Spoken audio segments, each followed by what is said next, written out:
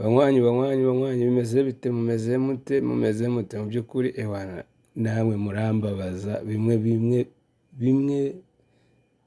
birenze bimwe, navuga ngo iki kuko urareba video yanjye nk'iyi mba nayiteguye nakoze ikintu cyose gishoboka kugira ngo ize kubiri ari nshya mu maso yawe.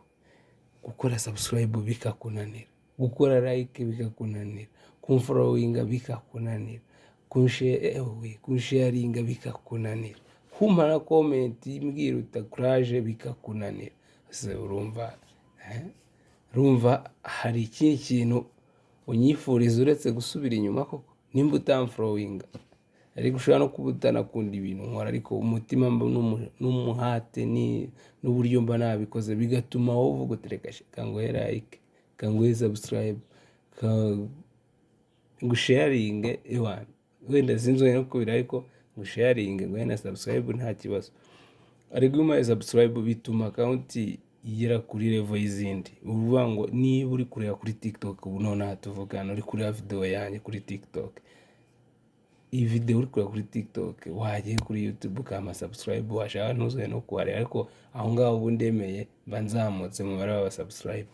Ibyo bintu ni ibintu byoroshye, ni support kandi nkeneye cyane kwivuga no kwikubwira. Urumva ko ni ikintu cyoroshye, ariko wowe kugikora biri kukugora kandi ntibiri bwuzuze telefone yawe, ntibiri reka mbere kuko natetse zino ko mu buryo bwa KFC, bino tumenyereye kuri za internet tubona bigaragara. Reka mbereke, ariko kora subscribe, jya kuri YouTube ukurikire Mushi ukore subscribe, ni ibintu biri easy. Nkuko mubibona hano natangiye nkata amaguru y'inkoko yatandukanya. Akaguru k'inkoko cyane cyane hano uko inkoko ibiteye bifite ikwisi kagira n'itako. Itako ry'inkoko riba ari iyi parite yo mu mugongo ifata ku mugongo w'inkoko, noneho yakaraga kwisi kayo ni kariya nyine. Aha rero nari ndimo nzitandukanye kugira ngo nkore muri buriya buryo bwa KFC. No zino nyine mugura PS by PS kuri 2 wenda 5, ariko ubu ni 2 nta wayibona ku 5, ibintu byarakomeye. Rero ahangaha ubu nangiye guhita nzimarina, ngiye kuzimarina kabisa nzitera ikirungo. Rimara kuzitera ikirungo hano ahangaha urabona ko iyo nsizeho curry powder, ndashyiramo na twamagi. Ibintu byoroshye cyane ubireba, ntabwo ari ibintu bigoye ku buryo wajya kwirirwa utanga amafaranga yawe murengera ugiye kuzihaha. Ubu ushaka kuziteka mu gihe ushaka kuzirya mu rugo, mu gihe ufite abashyitsi ukavuga uti ntago abantu ufite ni benshi, ntago najya kugura imwe za mpenda akagera nguri inkoko. Hari n'uburyo ugenda ukagura kuriya zikase, kuriya zikase. Hari n'uburyo ushobora kugura inkoko yose ukayiteka gutya mw'ubu buryo, ariko utari ngombwa ngo uteke amaguru gusa, ukayikata neza ku buryo buringaniye, noneho akaba ariyo ukora gutya. Rero turi kumarina, ibintu babyita kumarina. Ibi byumva bamarina, ibintu byose biramarinwa burya, nubwo byatari inyama, amafi, inkoko, inyama z'inka, ikindi icyo ari cyo cyose, uburyo ushobora kugishyira mu kirungo. Ushobora gufata n'imvange ukayifata, wamaze guhata byose bya birungo ugashyiramo gutyo ukayihorera, nayo uyimarinnye. Ariko cyane cyane bikunda gukoreshwa ku bintu bigendanye n'inyama, amafi, ibintu nyine biba bikoze mu bwoko bw'inyama, nibyo bakunda kumarina kenshi. Nibyo nabonye bakora. Rero gutya rero ubu ngubu zigiye gufata kino kirungo kijyemo hadakoreshejwe izindi mbaraga, ahubwo hakoresha, urumva iyo utazimarinnye cyangwa ugize cyinjizwamo n'ubushyuhe kumwe gitetse ukazibiteramo. Ariko hano bigiye kuba bicengeramo, noneho nituza gushyiramo niya ya farini mujya mubona ibiriho iraba ibiporoteje bigumemo, noneho nibiza gukubitwa n'ubushyuhe noneho birarushaho kwinjiramo indani kuko ntibiri busubire inyuma, kuko inyuma haraba hariho ifarini. Mukore subscribe, musharinge. Niyo mberetse utuntu nk'utu kabisa tw'ubwenge, icyo ubusabwa gusapoti yawe nta yindi ngusaba, nta zindi mbaraga, kanda subscribe kwitari bukugore, ntiremereza phone, ntigira ute, ntabwo ari ikintu uri bukore ngo bigusaba imbaraga cyangwa igishoro. Ubundi uri kuri account yamwe n'aya magi yacu tugiye kuyavanga ni farini kugira ngo dukore uburyohe bwa ya chicken leg yacu, bwa ya KFC.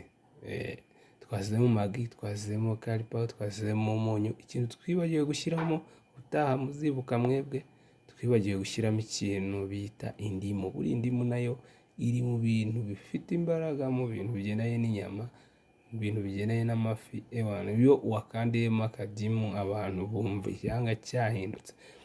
Narabibabwiye, ushobora guteka ibiryo ntibiryohe ariko ntubirenganye. Uko wabitetse niko kwagennye ko bitaryoha, ariko ntabwo bivuze ko ibyo biryo utetse bitajya biryoha. Ubwo ushobora kubiteka nabi ntibiryohe, ariko wabiteka mu bundi buryo bikaryoha. Aha rero turongeramo amazi mu ifarini kugira ngo yorohemo.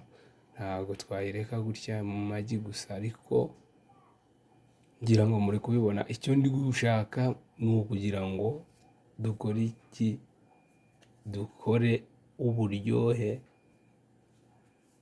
bwa ya nkoko yacu. Ifarini rero ni uku nguku. Ntabwo igihe tugezemo ntabwo ari ngombwa ujye kwirirwa watetse imiceri ngo abantu bagusuye. Tunganya utuntu nk'uku nguku, ufate inkoko nk'izi, nubwo wafata inkoko yose bakayikata neza nta kibazo. Buri muntu mu kubiterera ku gasahani, akaguru kamwe na cya gapande kamwe, n'agafiriti n'agasalade, umuhe n'icupa rya fanta cyangwa igikombe cya ji wanayikoze, kuko nayo ni nayo iba ari fresh, iri naturel. Umuhereza umubwira uti mwiyakire. Umuntu agenda yishimye kurusha uko wamukubita iyo miceri n'ibishyimbo n'ibiki n'izo mvange. Dore utuntu urabona mu mavuta hano biba bitangiye kuma. Icyo ukora rero ni iki? Iyo bigeze mu mavuta gutya, urahindagura. Uretse ko aha ngaha urabona ko twakerewemo, kariya kari gatangiye gushirira, ariko kubera ko tugahinduye bihise bihagarara. Urabona ifarini yo itinya ubushyuhe cyane, ihita ikomera. Buriya rero iyo ikomeye ntabwo biba bivuze ko ya nyama wowe wayihiye. Oya, ikintu uba usabwa gukora ni iki?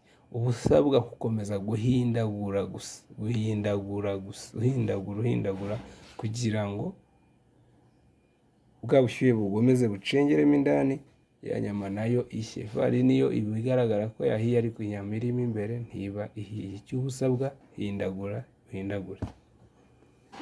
Narababwiye ibi bintu ni ibintu mba nikorera njye ku giti cyanjye, ntabwo mba nkubwiye ngo ubikore. Oya, simba nkwigisha uko ubikora. Oya, ahubwo nuko mba ngira ngo usobanurire gusa ibyo nibereyemo. Ushobora kubona ari byiza nawe ukabikora, wabona kandi utanabivamo nabwo nuko. Kandi narababwiye ngo nkore utuntu twanjye ko nadutekereje kabisa. Ariko aya maguru nagira ngo mbereke ko bitagoye, atari ibintu muzayamuhora mutakazaho amafaranga yanyu ngo muri kujya kuyagura. Hano murabona ko rwose ni iki mutabona koko. Nimero mba nayisizeho, mumpamagare uvuge muti dukorane. Account narabibabwiye, account ndazizamura, ngira ngo murabizi ibyo ngibyo.